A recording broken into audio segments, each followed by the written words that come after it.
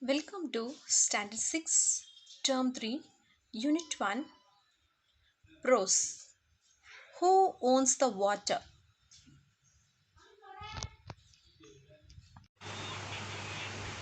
In this prose, students recognize the nature of different seasons and they know the importance of water for survival of any living organism.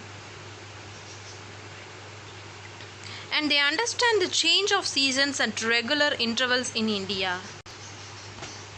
Okay, let's see the warm-up exercise. See the picture, peacock is dancing. During which season do you see a peacock dance? Yes, during the rainy season you see the peacock dance. Which season is shown in this picture? What are the people doing? They warm themselves. Which season they want to warm themselves? In the winter season. Yes, in winter we have a cold weather. In which season can you see these trees without leaves? Yes, the autumn season. In autumn season, you can see the trees without leaves. Which season is shown in this picture? How do you know? Yes, the season is summer. Because see the bright sun, they are drinking the tender coconut, ice cream is selling there. So this is a summer. Trees stretch their leafy branches towards the sun. This is a summer.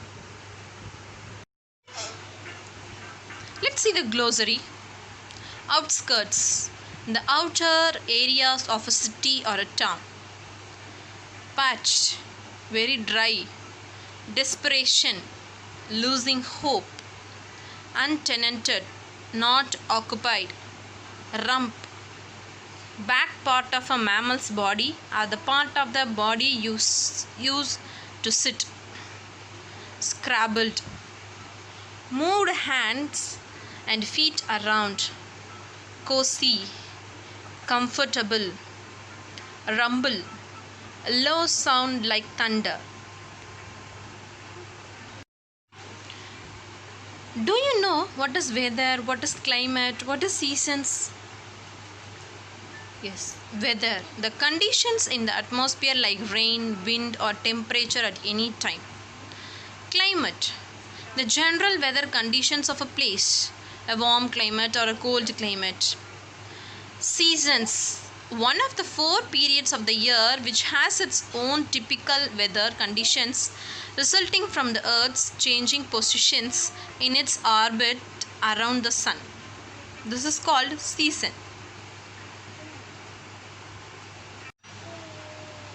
Let's start a lesson, section 1. Once upon a time, on outskirts of a dusty little village. Outskirts means the outer area of a city or a town. A tiny bird searched for a place to lay her eggs. The land was parched. Parched means very dry places. See how was the land? And there was not a bush or tree a sight. There was not any bush or tree because the land was very dry. Finally, in desperation means the bird losing his hope. The little bird discovered a shallow depression in the ground. She saw a shallow depression in the ground. Using her calves means his legs, to remove the stones and loosen up the packed earth. She broadened the hole and there, underneath the hot sun,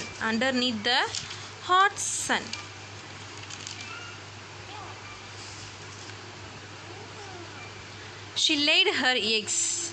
Underneath the hot sun means directly to the hot sun. Okay, there was no bush or tree for in the sight. She laid her eggs. The eggs hatched and the good mother protected and feed her babies until they were big enough to fly away. So the eggs were hatched. So the good mother protected and feed her babies until they were big enough to fly away. And here our story would have ended. Expect. This is a tale of the little bird, but a much more interesting one of the hole she used as a temporary nest. Yes, it was such a small hole. It with the help of the scarves and remove the stones and loosen the earth, packed earth, and she used as a temporary nest. Now, let's start a interesting story.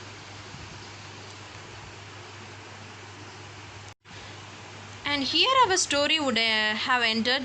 Expect, this isn't a tale of the little bird but a much more interesting one of the holes she used as a temporary nest. So a hole, you may ask, what could be interesting about a hole in the ground? So what could be the hole was interesting? Well, this hole grew to be quite important, as you will discover. So the hole grew much bigger. How it will be discovered? And what is the importance of the hole? Let's see. For some time, the hole remained dusty and untenanted. For after some time, the hole was remained as not occupied. There was nobody occupied the dusty hole, and it was untenanted. Untenanted means not occupied. Until one day, a passing wild boar, see, this is a wild boar, settled his rump into the depression. Rump means we already know, back part of a mammal's body, which we can use to sit. Okay. So into the depression. Depression means there was a depression of a hole. The pit was not comfortable enough, and getting up, he scraped and dug. So the pit was very small. So the wild boar got up and scraped the sand and dug, carving a pit of more hospitable proportions, more comfortable one for the boar. Backing into his hollow, he turned around a few times and with a satisfied grunt settled down to a long snooze. Long snooze means with a long sleep. He settled down in the pit. Do you know, always the wild boar or the wild pigs want to sit into the pit. They liked very most to sit in the pit. A very long snooze it was too. The bird turned and scrabbled in his sleep. So he moved his hands and feet around and he settled down comfortably, and it was a long snooze it was, loosening the earth around his cozy dugout until the fading sun and the rumble in his stomach told him it was time to get up. So after the sunset, fading sun, the rumble means a low sound like thunder. Okay, so this sound make the wild boar to get up. It was a time to get up. The rumble sound in his stomach. With a mighty stretch and a final kick, the hungry boar departed his day bed without a backward glance. So at the final kick, it was got up from the pit. And is that it? You will inquire. To which I will reply, no, it isn't, dear one. Not by a long shot. Our story was just began. this was just introduction. How was the pit hole was discovered? How was the hole was discovered? So let's see in the second section and the third section how they make the hole. It was very useful to the people, and our story has just begun.